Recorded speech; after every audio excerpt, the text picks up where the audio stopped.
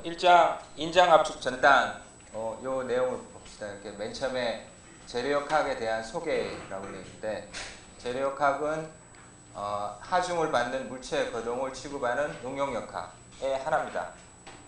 응용역학의 하나고, 다른 말로 그때 1학기 초에도 얘기했었지만 변형체역학, 그래서 디포머블 바디, 디포머블 바디는 변형할 수 있는, 그렇죠. 그 공학역학, 정역학에서는 그냥 물체 자체는 변형하지 않는다라고 생각하고 힘의 관계에 대해서만 얘기를 했었죠. 근데 여기서는 물체가 변형하는 것을 생각을 합니다. 그래서 금방 얘기한 것처럼 정역학은 강체로 이루어진 구조물만 대상으로 하고, 힘의 평형, 즉 힘이 가해지면 반력이 어떻게 구해지는가, 반력을 구하는 방법이 뭔가, 그런 것들 얘기했었습니다. 그리고 단면의 성질, 좀 더 정확히 얘기하면 이 힘의 평형도 정전 구조물에 대해서만 얘기했었죠. 그래서 우리가 평형 조건식 3개를 쓰면 그걸 가지고 반력을 구할 수 있는 그런 구조물만 대상으로 했었습니다. 근데 우리 이번 학기에 다루게 될 여기 변형체역학에서는 정전 구조물뿐만이 아니고 부정전 구조물에서도 어떤 식으로 반력을 찾아내는가, 부재력을 찾아내는가, 그게 주제가 될 겁니다. 동력학은 말미에 저번 학기 말미에 잠깐 했었죠. 관성력을 고려한 강체 운동 수인데, 우린 요거 말고 좀 딴 거 했었습니다. 우리가 필요한 것들. 내용이 요 책에서 다루고 있는 내용이 크게 보면 이렇게 되어 있습니다. 축하증을 받는 공, 요게 2장에 해당되는 내용이고, 그 다음에 비틀림을 받는 축 샤프트죠. 이렇게 돌아가는, 이렇게 회전하는, 그거를 3장에 있을 겁니다. 그 다음에는 굽힘을 받는 보, 그러니까 밴딩이죠. 그 다음에 압축을 받는 기둥, 뭐 이렇게 되어 있습니다. 그래서 우리가 이런 걸 공부하는 이유가 뭐냐면, 이유가 여기 있는 것처럼 구조 해석을 하기 위해서입니다. 구조 해석. 구조 해석이라고 하는 건 뭐냐면, 어떤 구조물에 하중이 가해졌는데 그 하중 때문에 구조물에 어떤 영향이 있는지를 산정해내는 그런 것들을 구조 해석이라고 합니다. 그래서 하중 작용 시 구조물에 발생하는 응력, 변형률, 그리고 변이, 이런 것들을 계산해내는, 산정해내는 방법을 구조 해석이라고 합니다. 아직 응력이란 말에 대해서 정의를 잘 모르죠. 우리 1학기 때 했었나요? 응력은 단위 면적에 작용하는 힘입니다. 단위 면적에 작용하는 힘. 그래서 부재가 큰 힘을 받을 수 있는데, 그죠? 부재 사이즈가 크면, 부재 단면적이 크면 큰 힘을 받을 수 있잖아요. 그죠? 그런데 이 응력이 얼마나 되느냐, 재료에 따라서 달라져요. 쇠가 받을 수 있는 응력이랑 콘크리트가 받을 수 있는 응력, 알루미늄이 받을 수 있는 응력이 다르겠죠. 각 재료마다 받을 수 있는, 허용할 수 있는 응력이 있으니까 그걸 가지고 부재를 거꾸로 설계하면 됩니다. 그래서 구조 설계라는 거는 하중 작용이 했을 때 그때 안정성, 그러면 부재가 파괴되지 않고, 사용성, 이거는 부재가 아주 너무 심한 처짐이 생기지 않는 그런 범위에서 가해지는 하중에 대해서 재료가 받을 수 있는 응력을 고려해갖고 부재 사이즈를 선정하는 것, 부재 배치를 결정하는 것, 그런 것들을 구조 설계라고 합니다. 그래서 구조 설계를 하려고 그러면 어떤 초안을 만들어 놓고, 구조 계획의 초안은, 구조 설계 초안을 만들어 놓고 그거를 구조 해석을 해갖고 부재별로 여기 있는 것처럼 안전성을 만족하는가, 사용성을 만족하는가, 이걸 검토해서 이게 오케이가 되면 구조 설계가 되는 겁니다. 그래서 우리가 배우는 거는 구조 해석을 하기 위한 거고, 구조 해석은 구조 설계를 하기 위한 거다, 이렇게 생각합니다.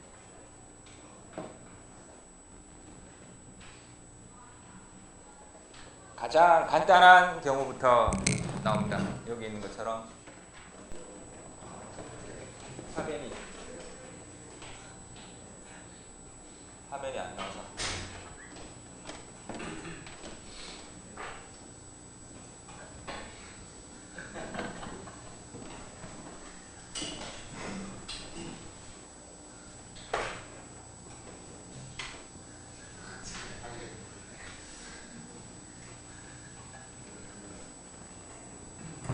수직 응력과 수직 변형률.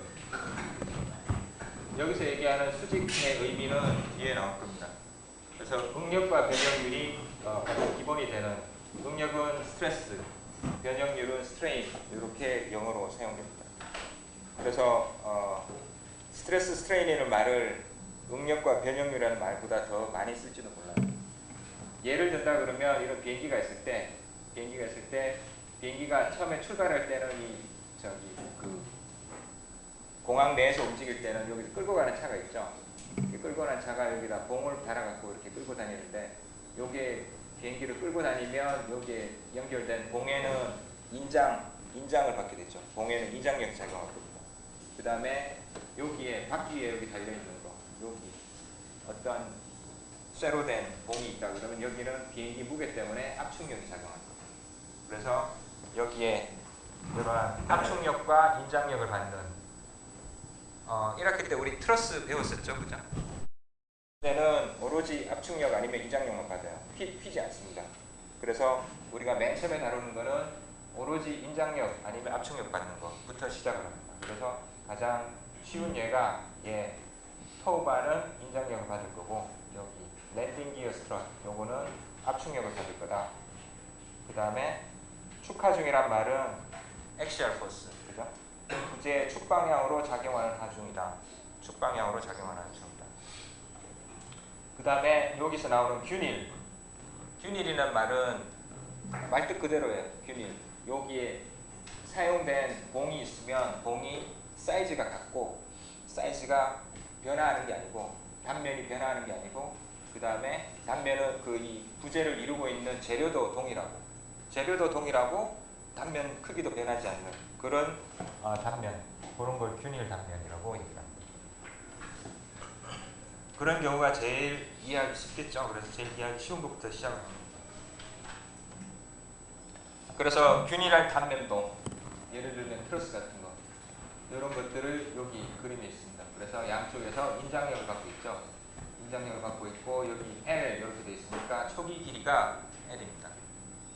그래서 양쪽에서 P라는 하중으로, 그다음 평형을 만족시키는 P라는 하중을 가지고 잡아 당기고 있으면 여기에 L 플러스 델타라고 되어 있습니다. 여기 델타는 여기 있는 것처럼 변형량입니다. 그래서 P에 의해서 늘어난 값이 여기 델타고, 그 다음에 우리 1학기 때 얘기한 것처럼, 배운 것처럼 이 부재의 임의 부분을 딱 절단을 해서, 절단면 MN으로 딱 절단한 다음에 여기 있는 것처럼 프리바디 다이그램 그릴 수 있죠. 프리바디 다이그램이면 여기에 절단된 면에 작용하는 힘을 그리고, 그 다음에 전체적으로 평형 조건을 가지고 요 절단면에 작용하는 힘이 얼마인지 그거를 계산했습니다. 그거랑 똑같이 하는데, 여기서는 요 절단면에 한 점에서만 힘이 작용하는 게 아니고, 절단면이 있으면 절단면 전체에 똑같은 크기의 힘이 작용한다. 실제로 그렇게 되겠죠. 그래서 그렇게 돼 있으면 똑같은 크기의 힘이 단위 면적당 똑같은 크기의 힘이 작용한다 그러면 그거를 P 나누기 A 이렇게 생각할 수 있습니다.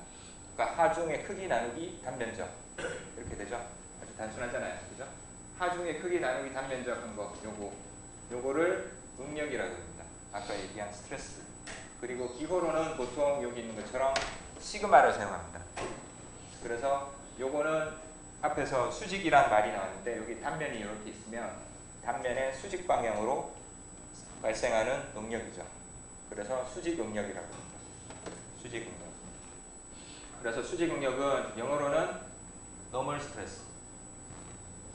노멀이란 말이 어떤 면이 있으면 여기에 이렇게 나오는 걸 노멀이라고 하죠. 노멀 디렉션. 수학에 나오죠, 그죠? 그렇지 않아요? 그죠? 그래서 수직 응력이라고 부릅니다. 그리고 수직 응력은 당연히 여기서 보이는 것처럼 잡아당기는 거. 인장이 있을 수 있고, 그 다음에 압축이 있을 수 있을 거예요. 그러니까 인장 응력 혹은 압축 응력, 당연히 뭐 알고 있겠지만 인장 응력 늘어나는 거, 압축 응력 줄어드는 거. 그렇습니다. 그 다음에 1장 타이틀에 보면 전단도 있습니다. 그래서 인장하고 압축은 이렇게 있으면 이렇게 잡아당겨갖고 늘어나고 줄어들고 이런 걸 얘기하는 거고, 전단은 뭐냐면 여기 절단면이 있으면 절단면에 평행하게 작용하는 응력을 전단 응력이라고 합니다. 뒤에 나올 겁니다.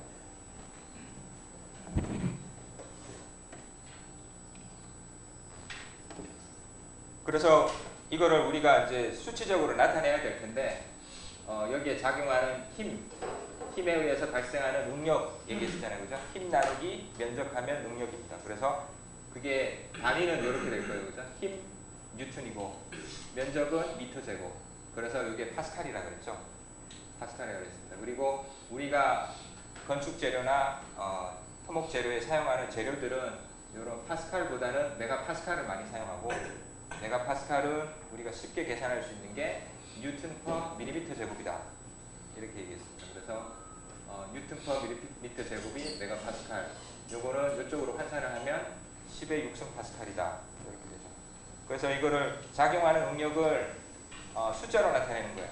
그래서 이 봉 단면은 예를 들어서 10메가파스칼의 응력이 작용한다 라고 이렇게 얘기할 수 있죠. 근데 그때 플러스 10, 양수면은 인장을 받고 있다라는 뜻이고, 마이너스 10메가파스칼에 작용한다 그러면 압축 응력을 받고 있다, 이렇게 약속을 합니다. 이건 약속이에요. 우리 재료역학에서는 언제나 인장을 플러스로 하고 압축은 마이너스로 합니다. 이게 약속입니다. 약속은 과목이 바뀌면 바뀔 수도 있어요. 콘크리트 과목에 가면 압축이 플러스일 겁니다. 인장이 마이너스고. 그러니까 보통 건물 기둥은 압축력을 많이 받죠. 압축력을 많이 받으니까 제일 많이 사용되는 케이스를 플러스로 잡고, 인장을 받는 경우는 그렇게 많지 않으니까 마이너스로 잡습니다. 근데 우리 역학에서는 인장을 플러스 잡고 압축은 마이너스로 잡습니다. 그리고 이 책의 예제 같은 데 보면 SI 단위 말고 US 단위도 많이 사용되는데, US 단위 이것도 1학기 때 했었죠. PSI는 말 그대로 파운드 퍼 스퀘어 인치, 파운드 퍼 스퀘어 인치입니다. 1인치 제곱에 작용하는 파운드의 크기. 그 다음에 KSI는 킵스 퍼 스퀘어 인치입니다. 킵스는 1000파운드를 얘기해요.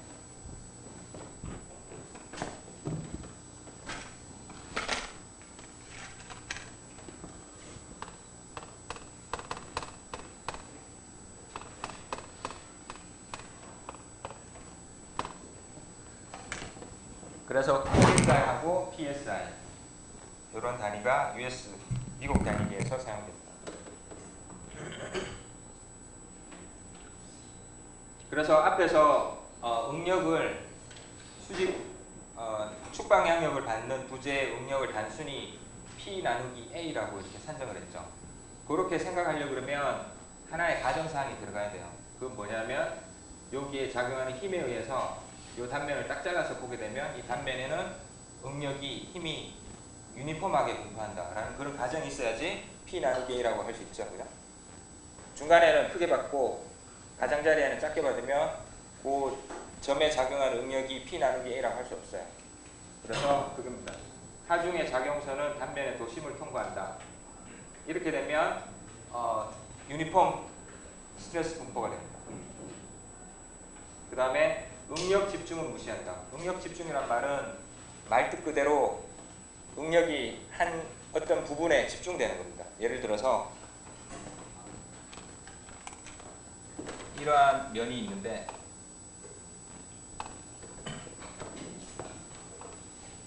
여기에 힘이 이렇게 집중해서 요 점에 작용해요. 작용하면 여기서 얼마 떨어지지 않은 면 여기를 잘랐을 때 여기에 작용하는 게 유니폼하다고 얘기할 수는 없을 거예요. 이게 어느 정도 안으로 들어와서 안으로 들어오게 되면 이렇게 작용력하고 발력이 있을 때 요 면에 작용하는 거는 이렇게 등분포한다 이렇게 생각할 수 있지만 여기는 그렇지 않습니다. 그래서 여기는 응력 집중에 의한 효과가 있는 부분이고 여기서 어느 정도 떨어진 지점 부재의 내부에는 응력 집중의 효과가 없어집니다. 그런 거를 뒤에 나오겠지만 생배낭 프린시플, 생배낭의 원리라고 합니다. 생배낭이라는 사람이 요 어떤 구조물의 형태, 그 다음에 단면의 위치를 가지고 어느 정도 떨어지면 이게 응력 분포가 유니폼이 된다라는 그런 학설을 얘기를 했습니다. 그래서 생배낭 프린시플이라고 합니다. 그 사람이 얘기한 게 응력은 봉의 지름, 폭 이상 떨어진 쯤에서부터 균일해진다. 그래서 이게 만약에 B면 여기서부터 이만큼 떨어져 있을 때 이때 요 지점부터는 여기 내부에 작용하는 응력이 유니폼하다라고 얘기할 수 있다. 그런 얘기를 했습니다. 그 다음에 첫 번째 얘기는 하중의 작용선은 단면의 도심을 통과해야 된다. 이 얘기는 뭐냐면 단면이 있는데 단면이 이렇게 있어요. 단면이 이렇게 있는데 여기에 응력이 유니폼해지면 여기 유니폼한 응력이 작용한다. 그죠? 이렇게 작용한다 그러면 이게 등분포 하중이랑 같죠? 그죠? 등분포 하중이랑 같으면 이 등분포 하중의 합력의 위치 구하는 거 우리 얘기했었죠. 1학기 때. 그러면 이 등분포하게 작용하면 이 합력의 위치는 이 단면의 도심입니다. 도심의 위치란 거. 도심의 위치에 도심의 합력이 작용합니다. 그렇죠? 만약에 도심에 작용하지 않으면 합력이 도심에 작용하지 않으면 이게 유니폼해지지 않고 이렇게 경사져서 이렇게 생겨요. 경사져서. 그래서 P 나누기 A를 하기 위해서는 합력이 도심에 작용해야 돼요. 그래서 이런 말이겠죠. 이게 단면이 있으면 요 힘이 작용하는 작용선 있죠. 작용선이 요 단면의 도심을 통과해야 됩니다. 요런 아이바 같은 거는 그렇게 만들었겠죠. 그죠? 안 그러면 이게 삐딱하게 잡고 있으면 이게 휠 거 아니에요.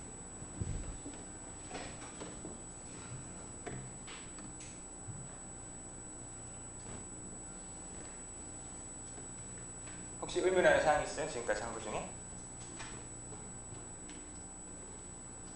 세 번째 응력은 봉의 지름 나누기 저거 한 번 더 설명해 주시면 뒤에 나옵니다. 뒤에 나오는데 금방 얘기한 것처럼 이거예요. 단면이 있으면 이 부재가 이렇게 있으면 이 부재에 실제로는 이렇게 입체로 생겼겠죠?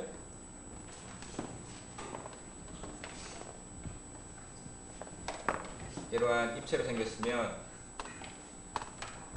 그리고 여기에 집중하중이 이렇게 작용합니다. 그러면 이 길이 B가 있을 거고 여기 D가 있다.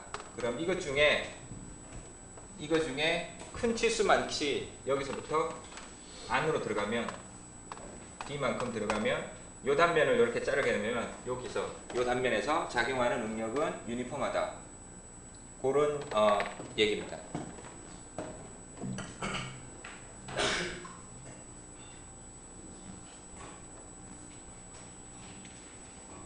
수직 변형률. 수직 변형률은 normal strain, normal의 의미는 앞에서 얘기했었고요. 그 다음에 변형률은 단위 길이당의 변형입니다. 단위 길이당. 힘을 주면 이 부재에 힘을 주면 이게 늘어나는 건 아는데 똑같은 단면을 가지고 똑같은 재료로 만들고 똑같은 재료로 만든 똑같은 단면을 가진 부재고 작용하는 힘이 똑같다 그러더라도 이게 만약에 원래 길이가 하나는 1m짜리고 하나는 2m짜리다. 그러면 당겼을 때 늘어나는 길이가 2m짜리가 2배가 되겠죠. 그러면 공평한 비교가 안 돼요. 변형률이라고 그러지만 델타만 가지고는 공평한 비교가 안 되는 거죠. 그래서 그거를 원래 길이로 나눈 겁니다. 그래서 델타 나누기 N. 마찬가지로 부호는 인장은 플러스고 압축은 마이너스입니다. 그리고 절단면에 수직으로 작용한다. 그래서 수직 변형률, normal strain. 그래서 인장 변형률이라고 부를 수도 있고 압축 변형률이라고 부르는 것도 있을 겁니다. 단위는 요게 길이고 요게 길입니다. 길이니까 길이 나누기 길이 무차원 양입니다. 그래서 여기 있는 것처럼 밀리미터 나누기 밀리미터, 마이크로 미터 나누기 미터, 인치 퍼 인치, 혹은 퍼센트, 뭐 이런 것들을 사용합니다. 여기 밀리미터 제가 타이핑 못참 에러가 있습니다. 마찬가지로 균질해야 되고, 우리가 이런 것들을 쓰려 그러면 균질해야 되고, 그러니까 이게 전체가 같은 재료로 이루어져 있어야 될 거 아니에요, 그죠? 그래야지 전체 길이 나누기, 아니, 전체 변형량 나누기 L 하면 여기에 뭐 얼마만큼의, 여기에 뭐 0.1%만큼 변형률이 생겼다, 이렇게 얘기할 수 있죠. 단축이란 말은 뭐냐면 힘이 한쪽으로만 작용해서 변형이 한쪽으로 발생하는 것을 주로 한쪽 방향에 대해서만 고려한다, 이런 뜻입니다. 그러니까 이 책의 1장에서는 여러분들이 지금까지 접하지 못했던 그런 용어들이 많이 나올 거예요. 단축이라는 의미는 그겁니다. 유니액션. 유니란 말은 하나밖에 없다는 뜻이죠. 그러니까 일축 방향, 그런 의미입니다. 다른 거는 뭐냐면, 단축이 아니면 딴 거는 어떤 게 있습니까? 이축 응력, 그죠? 평면 응력, 이렇게 얘기할 수 있습니다. 그래서 무슨 얘기냐면, 요런 돔 같은 경우에는 요게 있는 거 있죠? 여기 요 단면 전체를 생각하지 않고 요 단면 내부에 일부만 딱 떼서 크게 그리면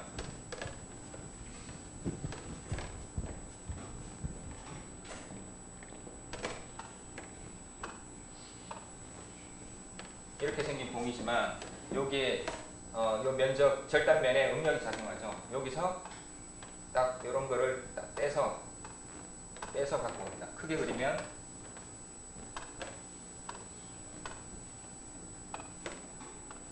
뭐 이렇게 되겠죠. 이렇게 되고 이렇게 될 겁니다. 그런데 여기서 주로가 아니고, 여기서 응력이 작용하는 면은 이면에 이쪽 방향에 응력이 작용하고, 그 다음에 이쪽 면, 뒤에 안 보이는 면, 여기도 이 방향에 응력이 작용합니다. 다른 면, 윗면이랑 뒷면이랑 이런 데는 응력이 작용하지 않아요. 그래서 이거를 일축 응력이라고 부릅니다. 그러면 이축 응력이면 이면하고 여기서도 이렇게 작용할 수 있다는 얘기죠, 그죠? 밑에서도 작용하고, 이렇게 하면 이축입니다. 이쪽 축, 이쪽 축, 이렇게 두 축에 작용합니다. 평면 응력은 뒤에 나오겠지만 요거를 더 일반화시킨 겁니다. 더 일반화시켜서 이거를 이쪽에서 봤을 때 이런 사각형이라고 생각한다면, 여기에 이쪽 뭐 이런 방향, 그러니까 X축 방향으로는 인장 응력이 작용하고 Y축 방향으로는 압축 응력이 작용합니다. 그 다음에 여기에 전단 응력이 이렇게 작용합니다. 이런 케이스를 평면 응력이라고 합니다. 뒤에 나올 겁니다.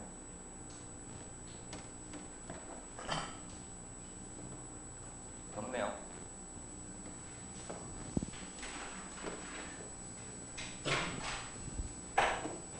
아까 했던 얘기인데,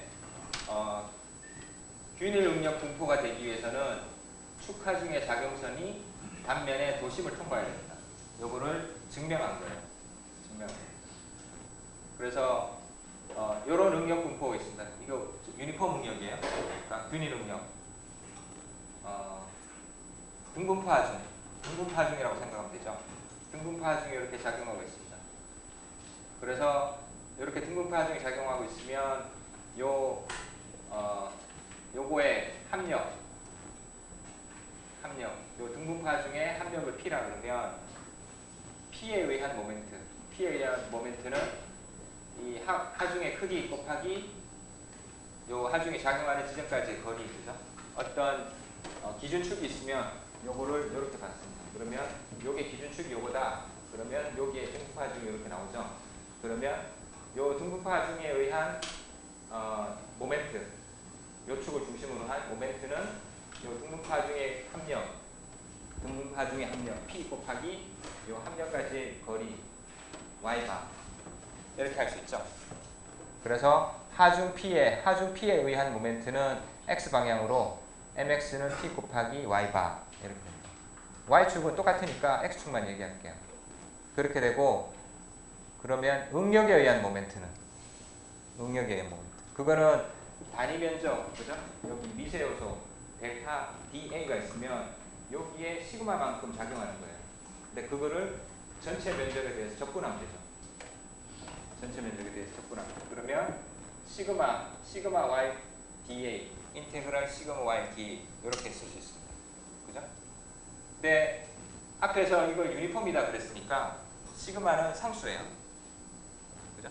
상수니까 여기다 넣지 않고 밖으로 빼낸 겁니다. 그래서 시그마 인테그랄 y dA, 이게 유니폼 응력에 의한 모멘트입니다. 요 P 곱하기 Y바는 합력에 의한 모멘트. 그래서 이게 두 개가 같아야 돼요. 같습니다. 같으면 요 밑에 있는 것처럼 두 개를 같다고 놓고 쭉 구하면 Y바는 이렇게 됩니다. Y바는 인테그랄 YdA 나누기 A. 요게 뭐죠? 인테그랄 YdA는 단면 1차 모멘트고, 단면 1차 모멘트를 면적으로 나누면 그게 뭐죠? 그게 뭐죠? 단면의 센트로이드. 그죠? 그러니까 합력의 위치는 센트로이드와 같습니다. 유니폼이라면. 응력이 유니폼이라면 합력의 위치는 센트로이드와 같습니다. 그래서 결론이 이겁니다. 이렇게 한 이유가 요걸 알기 위해서 P의 작용선은 도심을 통과한다라는 겁니다. 요것 때문에 이게 잘 안 보일 것 같아요. 그죠?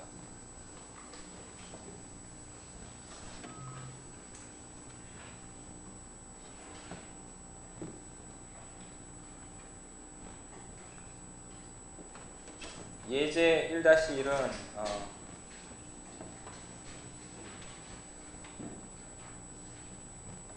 지금까지 했던 아주 간단한 그거를 한번 써보는 겁니다.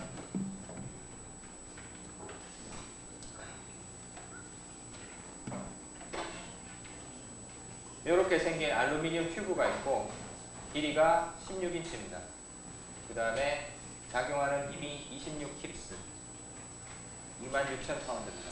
그리고 이 튜브의 단면은 내측 치수가 4인치, 외측 지름이 4.5인치 이렇게 되어 있습니다. 그래서 기둥의 길이의 수축량, 그러니까 변형량은 0.012인치가 수축했다. 이때 기둥의 압축 응력과 변형률을 구하라. 이렇게 얘기했습니다. 압축에 관한 문제는 이 책의 끝에 나오겠지만 언제나 좌굴도 같이 생각해야 됩니다. 근데 여기서는 좌굴 고려하지 않은 경우, 좌굴은 고려하지 않을 경우 그때를 생각합니다. 그래서 압축 응력과 변형률을 구하려고 그러면 변형률은 그냥 쉽게 구할 수 있죠. 변형량이 0.012니까 요거 나누기 L 정도 내기. 그래서 0.012 나누기 16 하면 750 곱하기 10의 마이너스 6승. 보통 우리가 다루고 있는 숫자의 크기가 이런 겁니다. 변형률을 바르면 힘을 받아서 부재가 늘어나거나 줄어드는 양을 얘기하는 거잖아요. 근데 그 크기가 여기 있는 것처럼 여기 끝에 뭐 보통 10의 마이너스 6승 이렇게 되어 있죠. 10의 마이너스 6승은 요거에 다니죠. 마이크로. 요거에 다니죠. 그만치 크기는 되게 작아요. 작은 양을 얘기합니다. 압축 응력은 P 나누기 A, 그죠? P 나누기 A니까 P는 여기 주어져 있고 16깁스 주어져 있고 면적만 계산하면 돼요. 면적은 이렇게 계산해서 요거 나누기 26 나누기 3.338 해서 이렇게 PSI 단위가 되려고 그러면 윗부분이 파운드가 돼야 되니까 1000을 곱한 겁니다. 그죠?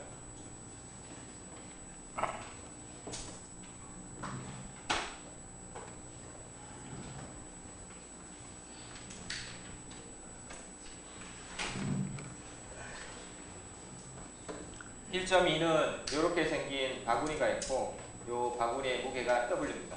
그리고 길이가 L. 그 다음에 이게 지름이 D인 강봉이고, 그 다음에 강봉의 무게는 요거 뭐라 그러죠? 비중이죠. 미터 3승이니까 단위 부피당의 무게는 7.7kg입니다. 이랬을 때 시그마 맥스를 구하라. 그러니까 최대 응력을 구하라는 얘기겠죠. 최대 응력. 공해에서 발생하는 응력 중에 최대를 구하라. 그런 얘기입니다. 어디서 최대 응력이 발생할까요? 아마 두 극단이 있을 겁니다. 여기를 잘랐을 경우, 그 다음에 이 위를 잘랐을 경우, 두 지점 중에 어디가 응력이 더 클까요? 프리바디 다이어그램 생각하면 되죠. 여기를 잘라서 프리바디 다이어그램 그리면 이 단면에 작용하는 힘은 요거 무게하고 요거 무게 합친 거 같아져요. 근데 여기를 자르게 되면 요 W만 작용해요. 그러니까 윗면이 응력이 더 클 겁니다. 그래서 윗면이 응력이 더 크니까 이 길이가 L이고 그러면 봉의 무게는 여기 있는 것처럼 이렇게 비중 곱하기 density 곱하기 단면적 곱하기 길이. 그래서 하중을 구하고 그 다음에 그거를 단면적으로 나누면 응력이 됩니다. 그래서 Fmax 나누기 A 하면 수식으로는 그냥 이렇게 쭉 되겠죠. 실제로 계산하겠다 그러면 봉의 무게랑 요거의 무게 계산한 다음에 그거를 단면적으로 나누시면 돼요. 그래서 여기에 뭐 값이 있으니까 이 값을 가지고 계산하면 29.8MPa 더하기 3.1MPa는 32.9MPa 뭐 이렇게 됩니다.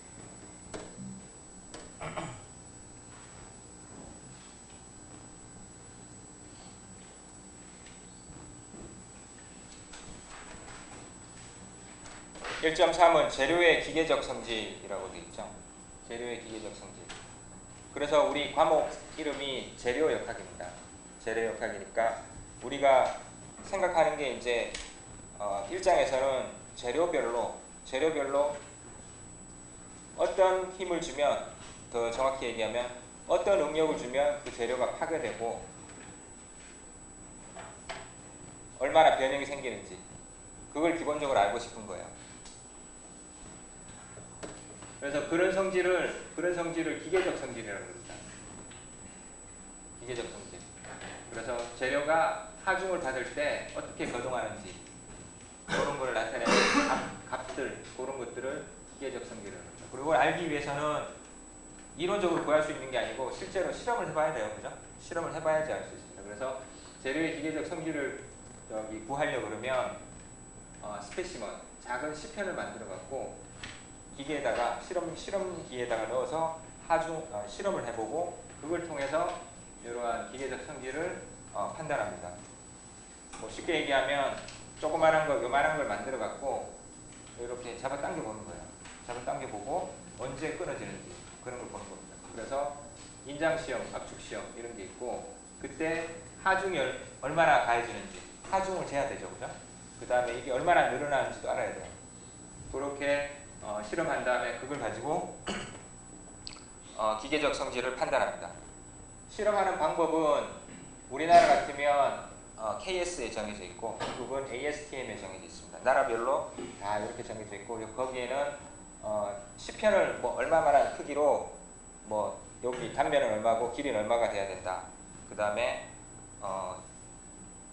늘어나는 양을 재려고 그러면 시편에다가 뭔가 표시를 해야 될 텐데, 그죠? 아니면 센서를 달아야 될 텐데 그게 얼마가 돼야 된다. 그런 것들이 다 정해져 있습니다. 하중을 줄 때는 얼마만한 속도로 줘야 되고 그런 것들이 다 정해져 있습니다. 그러니까 이게 실험하는 기계들을 얘기하는 건데 요게 그겁니다. 요게 시편은 요거예요. 요 사이에 딱 들어가 있습니다. 그래서 요 큰 거는 뭐냐면 시편을 잡기 위한 꽉 잡는 거예요. 잡고 그 다음에 요게 위로 쭉 올라가요. 위로 쭉 올라가면 이게 늘어나겠죠. 쭉 늘어나다가 툭 끊어질 겁니다. 그러면 그래서 이런 것들은 여기에다가 이렇게 연결해갖고 여기서 하중이 얼마나 가해졌는지 늘어난 양이 얼마인지 그런 것들을 여기에서 센서를 가지고 계측을 합니다. 요거는 아마 여기에 연결돼갖고 그래프로 나타나고 그러겠죠. 확대해서 보면 이렇게 되어 있습니다. 요게 10편이고 요 부분, 요 작은 부분이 10편이고 요거는 얼마나 늘어나는지를 재기 위한 센서예요. 그러니까 여기 있으면 요렇게 딱 해서 늘어나면 이렇게 되겠죠. 요게 센서입니다. 요거는 인장 시험이고 요건 압축 시험이고 여기 들어가 있는 게 콘크리트나 이런 것들 이렇게 있으면 요거는 이렇게 누르게 될 거예요. 그러면 여기서 재는 거는 이게 얼마나 줄어들었는지 그리고 이게 누르게 되면 옆으로 이렇게 퍼지거든요. 옆으로 얼마나 퍼지는지 그런 거 재는 거예요.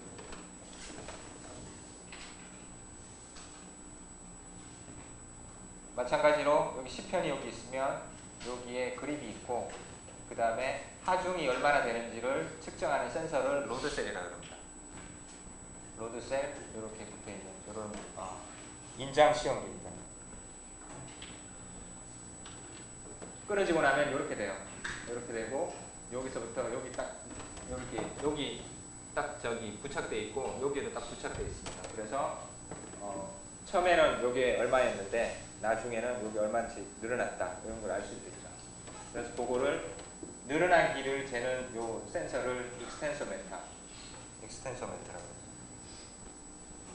그리고 여기서 여기까지의 거리를 게이지 랭스라고 합니다. 게이지 길이. 여기도 마찬가지로 압축하는 건데 압축은 아까도 얘기한 것처럼 얼마나 길이 자체가 줄어드는지 그리고 얼마나 이거 둘레가 늘어나는 건지 그거죠.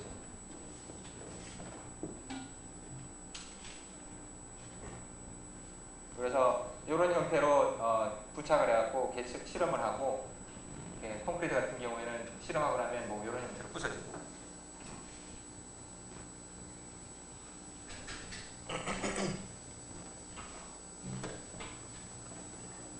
실험 결과는 아까 얘기한 것처럼 익스텐서 메탈 가지고 늘어난 길이를 재죠. 그죠?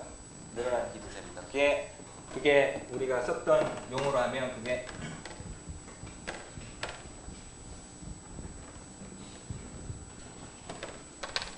델타가 될 겁니다.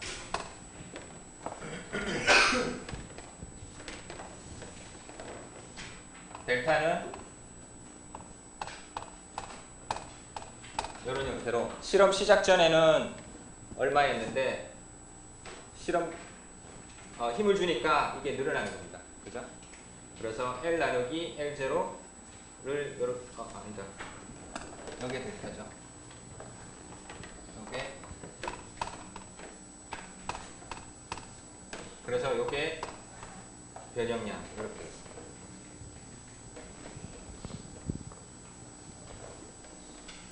이런 형태로 쓸 수 있습니다. 그 다음에 또 저기 델타를 측정하고 그 다음에 P를 측정하죠. 하중을 측정하니까 그거는 10편의 단면적으로 나누면 이게 시그마가 돼요. 그죠? 그래서 우리가 이런 그래프를 그릴 수가 있습니다. 그래서 이쪽은 델타고 이쪽은 P. 보통 우리가 그리는 그래프가 이렇게 됩니다. 보통 일반적으로 Y축은 하중, X축은 변형을 나타냅니다. 그래서 이런 그래프를 그리고 요거를 각각 여기를 면적으로 나누고 요걸 면적으로 나누고 요걸 원래 길이로 나누게 되면 이거를 이쪽은 스트레스고 이쪽은 스트레인인 이런 그래프를 그릴 수 있습니다. 그래서 실험 결과를 스트레스 vs 스트레인, 스트레스와 스트레인의 형태로 보통 표현을 많이 합니다.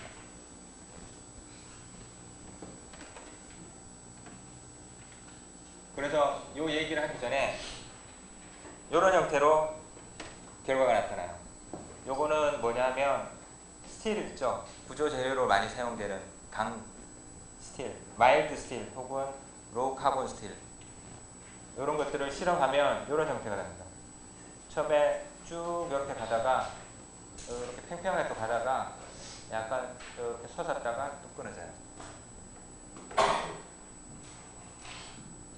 요거는 설명하기 쉽기 위해서 그냥 개념적으로 그려놓은 거고 실제로는 이렇게 됩니다. 실제로는 앞부분이 되게 기울기가 되게 커요. 여기가 되게 크고 그 다음에 약간 이렇게 가다가 뒤에 이게 상당히 큽니다. 근데 중요한 부분이 앞부분이기 때문에 앞부분을 좀 확대시켜서 이런 식으로 나타냈습니다. 이게 아까 얘기한 것처럼 뭐 철근도 괜찮고 아니면 구조용 강 있죠. 구조용 강 같은 거를 이렇게 잘라서 그립에다 딱 물려놓고 잡아 당기면 이런 형태의 거동이 생깁니다. 이런 형태의 거동이 생깁니다. 그래서 요거를 아까 얘기한 것처럼 여기는 시그마고 여기는 입실론이죠. 그래서 스트레스, 스트레인, 다이아그램이라고 부릅니다. 응력 변형률 선동 혹은 스트레스 스트레인 다이아그램이라고 부릅니다.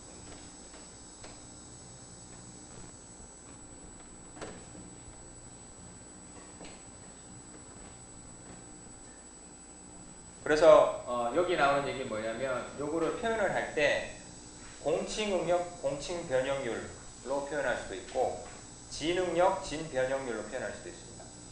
그게 뭐냐면 여기 뒤에 그림이 있는데 하나는 실선으로 이렇게 가서 이렇게 떨어지는 게 있고 하나는 점선으로 가서 이렇게 계속 증가만 하는 게 있죠.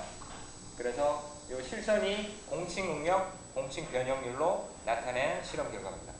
점선은 뭐냐면 진응력, 진변형률로 나타낸 실험 결과입니다. 차이점은 뭐냐면 여기 있는 것처럼 아까 얘기한 것처럼 P 델타를 시그마 에실론으로 변환을 해야 되잖아요. 그죠?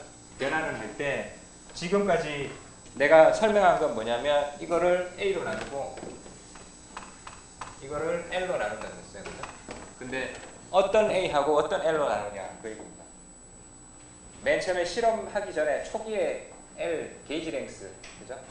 게이지 랭스 주고 그 다음에 단면적, 그거 실험 전에 단면적을 사용하고 실험 전에 게이지 랭스를 사용하면 우리가 보통 여기서 얘기했던 그 시그마하고 입실론의 관계가 나타날 겁니다. 그렇게 한 게 공칭응력하고 공칭변형률입니다. 그래서 그렇게 하면 여기 있는 것처럼 이렇게 가다가 이렇게 떨어질 거예요. 근데 실제로 실험하는 도중에 보면 이렇게 잡아당기다 보면 이 부분이 이렇게 가늘어져요. 단면. 가늘어지면서 여기가 톡 떨어지거든요. 톡 떨어지는데 이 단면적이 감소한다는 얘기죠. 그죠? 근데 그 단면적이 감소하는 거를 고려해서 각 단계마다 여기에 나누는 각 A를 변화시킬 수도 있어요. A를 변화시킬 수도 있고 그 다음에 변형률도 마찬가지입니다. 변형률도 이렇게 보게 되면 어떤 두 지점에서 요점하고 요점 사이에서 계측을 할 거예요. 계측을 하는데 그거를 맨 초기값 L0를 사용하느냐 아니면 각 단계별로 이것도 변화가 있을 테니까 각 단계별로 변화하는 양을 나누냐, 그러니까 분모를 뭐를 사용하느냐 그거 따라서 다릅니다. 그래서 단계별로 변화하는 양을 사용한다 그러면 그거를 여기 있는 것처럼 진변형률. 여기 말이 그거예요. 공칭응력은 최초 단면적을 계산해 사용한다. 그래서 P 나누기 A0가 되는 거고 진응력은 P 나누기 A입니다. 이 A는 계속 변하는 거예요. 줄어들겠죠.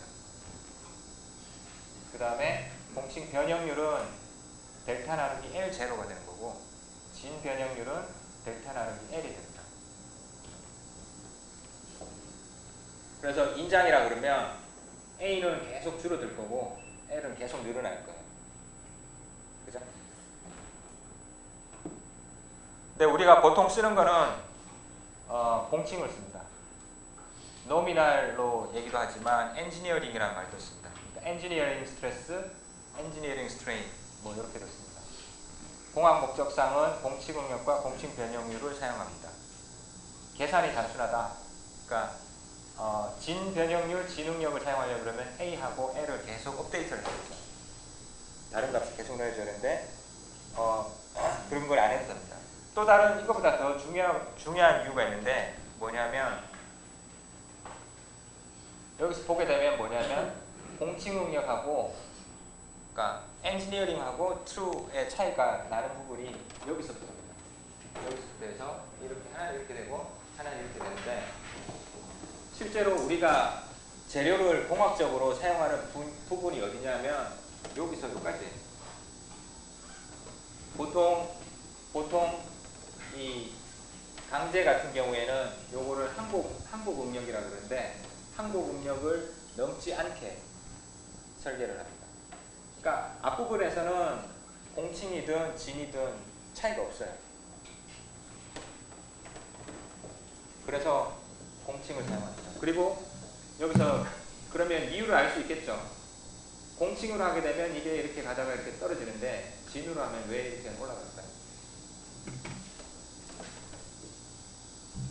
그 얘기는 뭐냐면 이 응력 P 나누기 A, 그죠? 이게 P 나누기 A인데 진응력으로 하면 끝부분에 가면 여기에 계속 줄어들어요. 그럼 값이 높아지겠죠. 근데 이거는 원래 값 그대로 사용하니까 그런 거예요. 하나는 떨어지고 하나는 이렇게 되는 게. 그러니까 실제로는 부재가 파단된 걸 보면 여기 단면이 상당히 많이 감소합니다. 그래서 실제로 작용하는 응력은 계속 증가하다가 파괴되는데 그거를 원래 값으로 나누기 때문에 그래프상에서는 이렇게 떨어지는 거예요.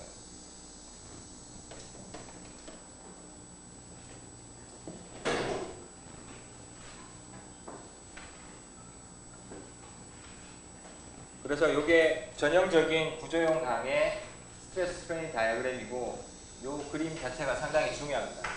그러니까 요거를 각 부분으로 나눠서 설명을 하는데 앞부분이 선형 영역이라고 되어 있습니다. 선형, 여기서 여기까지는 직선으로 간다는 얘기예요.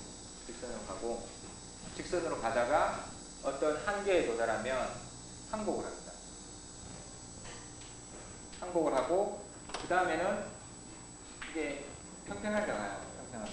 이 얘기는 뭐냐면 하중을 그대로 유지하고 있는데 아니면 하중을 조금 증가시켰는데 변형이 갑자기 쫙 늘어난다는 얘기죠. 그렇죠? 이게 스트레스잖아요. 그렇죠? 응력을 조금만 증가시키면 이게 변형이 여기서 여기까지 쫙 간다는 얘기입니다. 그런 단계가 완전 소성 혹은 항복 고역입니다. 그 다음에 여기서는 어느 정도 늘어나다가 다시 여기에 올라가요. 다시 올라가요. 그래서 이게 변형 경화라고 해서 strain hardening이라고 그럽니다. strain hardening 영어로. 그러니까 hardening이라는 의미는 뭐냐면 단단해진다는 의미죠, 그죠? 단단해진다는 뜻입니다. 그래서 여기서는 아주 약한 거예요. 무른 겁니다. 무르다가 여기서 다시 단단해진다. 요 그래프를 생각해 보면 여기 기울기가 얼마나 단단하냐 그걸 나타내는 거잖아요, 그죠? 단위 변형이 생길 때 필요한 응력의 크기니까. 기울기가 크면 단위 변형을 만들기 위해서 응력이 큰 거예요. 근데 이것처럼 확 누웠다 얘기는 이만한 변형이 생기는데 응력이 별로 안 필요하다는 얘기입니다. 그래서 여기서 물렁물렁해졌는데 다시 단단해진다. 그런 의미에서 스트레인 하드닝. 그래서 스트레인이 많이 생겼을 때 하드닝이 생기는 구간이다. 이런 뜻입니다. 변형 경화. 이해되죠? 그 다음에는 네킹입니다. 네킹은 요렇게 생긴 게 목처럼 되는 거예요. 목.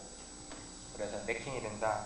네킹이 되면 단면적이 갑자기 이렇게 감소하기 때문에 엔지니어링 스트레스로 하게 되면 이렇게 줄어듭니다. 그래서 여기에서 보면 Y축을 보게 되면 비례한도란 말이 있고 항복 응력이란 말이 있고 극한 응력이란 말이 있습니다. 극한은 말 그대로 ultimate, 그죠? 최대 이 재료가 발휘할 수 있는 극한의 응력. 그 다음에 항복 응력은 여기 요 단계에 들어갈 때 이때 응력입니다. 항복 응력. 비례 한도는 말 그대로 이렇게 쭉 가다 이게 직선으로 올라가는데 직선이 성립하는 범위까지. 그죠? 직선이 성립하는. 비례라는 얘기는 이게 직선이라는 얘기잖아요. 그죠? 선형이 되는 고까지. 고 한도를 비례 한도라고. 그 다음에 X축을 보게 되면 선형 영역, 완전 소성 또는 항복, 변형, 경화, 맥킹, 하단이란 말을 알 거고. 그래서 여기서 완전 소성이란 말이 있는데 탄성하고 소성, 소성은 탄성의 반대말이에요, 그죠? 탄성은 소성의 반대말이에요. 소성은 탄성의 반대말이에요. 탄성은 뭘 예를 들면 되죠? 탄성체, 스프링 같은 거 그죠? 고무줄 그런 거는 힘을 주면 잡아당기면 늘어났다가 힘을 빼면 다시 제자리로 돌아옵니다. 소성은 반대말이에요. 찰흙 같은 거 힘을 주면 팍 우그러지고 그 다음에 그대로 가만히 있어요. 그래서 여기 완전 소성이 의미하는 건 뭐냐면 여기서부터 여기 갔다가 여기서 힘을 빼면 이렇게 돌아와요. 근데 이쪽으로 가게 되면 힘을 빼면 이렇게 오지 않습니다. 여기 가면 여기 힘을 빼면 이렇게 들어옵니다. 그래서 이 구간에 일단 들어가게 되면 소성적으로 거동하기 때문에 붙인 이름 완전 소성.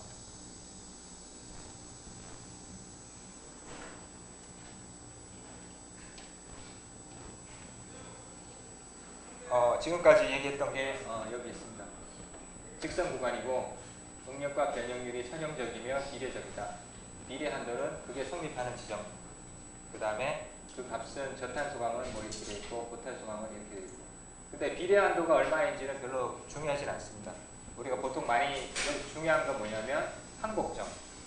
항복점이 이거였죠. 요 점이 항복점입니다. 그리고 요 항복점에서의 이 응력의 크기, 요거를 항복 응력이라고 하는데 항복 응력이 상당히 중요합니다. 그래서 응력은 시그마니까 항복은 1딩 y죠.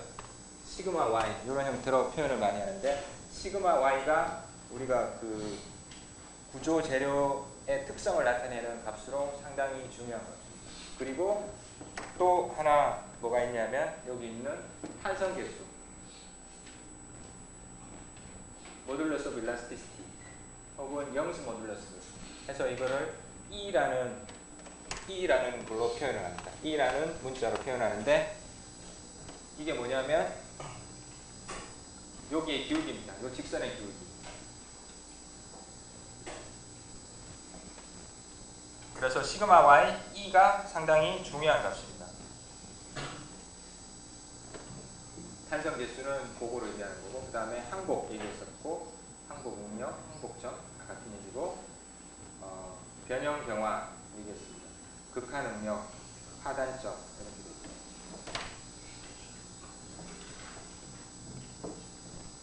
그래서 뭐 여기 있는 것처럼 항복하면 이장력이 증가하지 않아도 수편이 많이 늘어난다.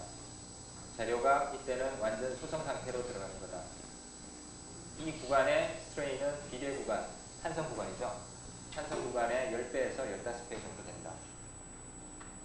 그 다음에 변형 경화는 결정 구조의 변화에 의해서 저항력이 증대된다는 거 뭐냐면 그 쇠 내부에서 원자, 분자들이 이렇게 결합되어 있는 게 그 구조가 변하면서 이런 현상이 일어난다. 이런 현상이 일어나는 게 결정 구조가 달라지기 때문에 그렇게 된다.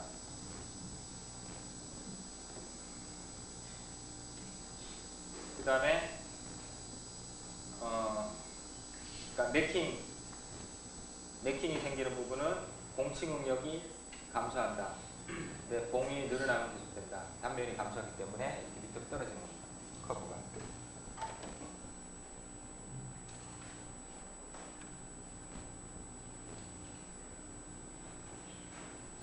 그래서 실제 스케일로 그리게 되면 여기도 마찬가지 얘기입니다. 실제 스케일로 그리게 되면 여기 보는 것처럼 여기가 아주 구간이 짧고 요 양이 여기가 길이가 얼마 안 됩니다. 이에 비하면 얼마 안 되고 보통 우리가 사용하는 구조 재료 그리고 그 강제는 보통 요까지 요 아래에서 힘이 발생하도록 그 정도 그러니까 응력이 이걸 넘지 않도록 합니다. 이 정도 있도록 그렇게 설계를 하고 지진 같은 경우 지진이 발생했을 때는 이걸 넘어가는 걸 허용을 합니다. 지진은 너무 큰 힘이기 때문에 그 큰 힘이 왔을 때 부재가 파괴되지 않는다라고 생각하는 거, 그렇게 설계하는 건 상당히 비경제적이기 때문에 지진을 제외하고는 전부 다 요 항복 응력 아래에서 실제 응력이 발생하도록 그렇게 설계를 하고 있습니다. 혹시 질문 있어요?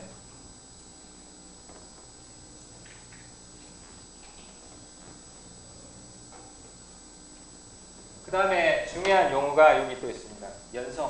연성이란 용어가 상당히 중요합니다. 연성은 덕타일, 여기 있죠? 덕타일하다는 뜻이고, 덕타일은 부드럽고 끈질기고 그런 의미죠. 그죠? 그래서 덕타일하다는 얘기는 잡아당기면 끊어질 때까지 되게 많이 늘어난다, 이런 의미입니다. 그래서 이렇게 구조 재료로 사용할 때 연성 재료를 사용해야 되는 이유가 이런 겁니다. 눈에 보이는 변형이 발생하여 예방 조치가 가능하다. 하단 전에 많은 양의 에너지를 흡수한다. 구조용 강제가 대표적입니다. 그 다음에 강의 성분 열처리 제조 과정에 따라서 변한다. 알루미늄, 구리, 마그네슘, 납, 올리브덴, 니켈, 황동 등등이 있다. 그래서 이게 무슨 뜻이냐면 눈에 보이는 변형이 발생하여 예방 조치가 가능하다. 만약에 우리가 건물을 지을 때 어떤 부재를 설계를 했습니다. 근데 거기에 생각지도 못한 큰 힘이 작용했어요. 큰 힘이 작용하면 예를 들어서 이게 큰 힘이 작용하면 이게 쭉 처질 거 아니에요. 바닥판이 처지면 여기에 있던 사람이 불안해요. 불안해서 대피할 수 있죠. 도망갈 수 있습니다. 그러니까 무너지기 전에 변형이 많이 발생하면 거기 있던 사람들이 빨리 뭐 물건을 옮겨도 되고 그러니까 빨리 딴 데로 대피하면 사람이 다치거나 죽는 일은 없을 거예요. 근데 그렇지 않고 얼마 처지지도 않고 갑자기 확 무너져 버리면 다치잖아요. 그렇기 때문에 연성적인 재료가 구조 재료로 사용합니다. 그 다음 밑에 건 뭐냐면 하단 전에 많은 양의 에너지를 흡수한다라는 얘기 뭐냐면 에너지라는 건 뭐냐면 이런 힘 곱하기 거리잖아요. 그죠? 그러니까 이쪽이 힘에 관한 거고 이쪽이 변형에 관한 겁니다. 그래서 이 구조 재료의 에너지는 뭐냐면 요 선 밑에 있는 면적입니다. 그리고 면적이고 그 다음에 지진 같은 경우에는 한쪽으로만 미는 게 아니고 이렇게 흔드는 거잖아요. 그러니까 흔들게 되면 뭐냐면 이게 이렇게 루프를 그립니다. 루프를 그리게 되니까 그 루프마치 에너지를 흡수해요. 하여튼 요거는 조금 어려운 얘기긴 하지만 이렇게 변형을 많이 발생시키면서 파단이 되면 큰 힘이 왔을 때 반복 가중으로 큰 힘이 왔을 때도 상당히 유리합니다. 에너지를 흡수해버립니다.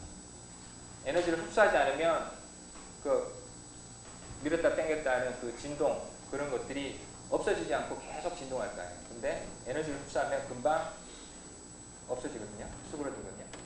그러니까 그런 의미에서 중요합니다. 그 구조 쇠 같은 경우에도 탄소가 얼마나 많이 들어있냐에 따라서 고동이 확 달라지죠. 그 뭐라 그러죠? 캐스트 아이언은 뭐라 그래요? 그런 거는 깨지잖아요. 때리면. 여러분들은 잘 모르나요? 사실 나도 본 적은 별로 없어요. 그래서 탄소가 많이 들어가 있는 것들은 그렇게 연성적이지가 않습니다. 같은 쇠라 그랬더라고요. 그래서 저탄소가 같은 경우에는 연성 재료입니다.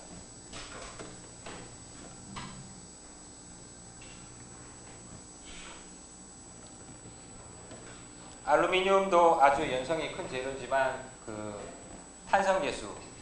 탄성계수랑 항복 강도 이런 게 낮기 때문에 그리고 비용이 비싸기 때문에 구조용 재료로는 많이 사용되지 않습니다. 연성이 아주 큰 재료고 알루미늄은 뚜렷한 항복점이 관찰되지 않는다. 이런 형태로 거듭납니다. 그렇지만 비례 구간은 존재하고 비례 한도, 항복 응력은 이렇고 그 다음에 이런 것들 연성 재료고 그래서 항복점을 산정을 해야 되는데 항복점을 산정할 때 요거 offset 항복 응력이라는 요 방법을 사용합니다. offset 항복 응력은 뭐냐면 이렇게 힘을 증가시켜서 이런 커브를 얻었으면 여기서 여기까지 요 값이 그죠? 스트레인이 0.002가 되는 요런 선을 여기랑 평행하게 쫙 그어서 요 점이 항복 응력이다 라고 정하는 방법입니다. 알루미늄은 이런 형태로 가니까 이렇게 정할 수밖에 없어요. 강제도 실험을 하다 보면 여기서 그림이 있는 것처럼 이렇게 뚜렷한 항복점 같은 게 생기지 않는 경우도 있습니다. 그러면 그때 항복점은 이렇게 옵셋 항복 응력이라는 거, 이 방법을 사용해서 구하게 됩니다.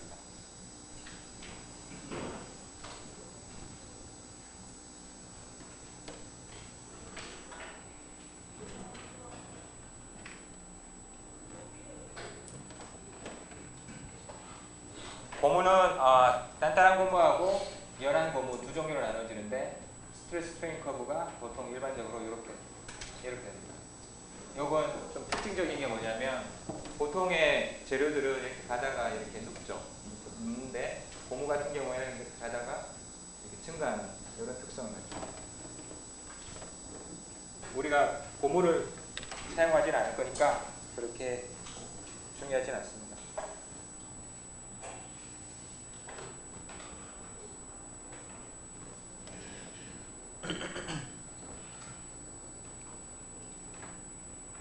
그래서 이러한 거동 아까 이렇게 파단된다 그랬죠.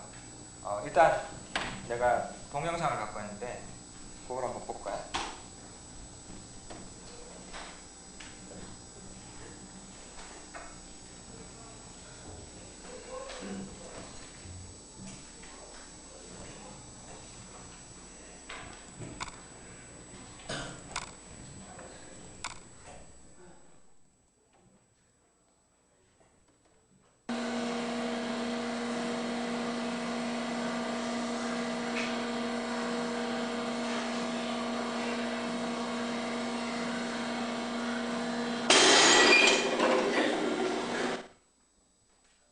너무 빠르죠?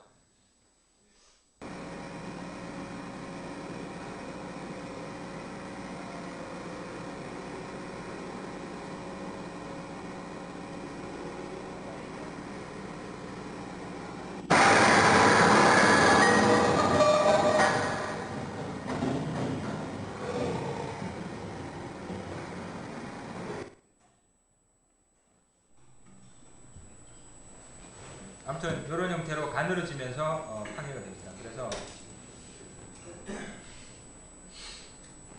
여기서 이런 것들을 생각할 수가 있어요. 신장 백분율하고 단면 감소 백분율이라고 해갖고 초기 길이하고 끊어지고 난 다음 길이, 그 다음에 초기 면적이랑 끊어지고 난 다음에 면적. 그래서 이런 것들이 값이 크면 클수록 변형이 많이 되면서 파괴가 되는 거죠. 그래서 이런 것들을 생각할 수 있습니다. 그러니까 연간 같은 경우에는 단면 감소가 50%. 그러니까 처음에 단면적이 100이었으면 끊어지고 난 다음 끊어진 면 거기에 단면은 50% 정도밖에 안 된다. 그러니까 상당히 많이 쭈그러드는 거죠. 그 다음 신장 백분율은 뭐 3에서 40% 아니 구조형 감이용이 있군요. 20에서 30% 정도 된다.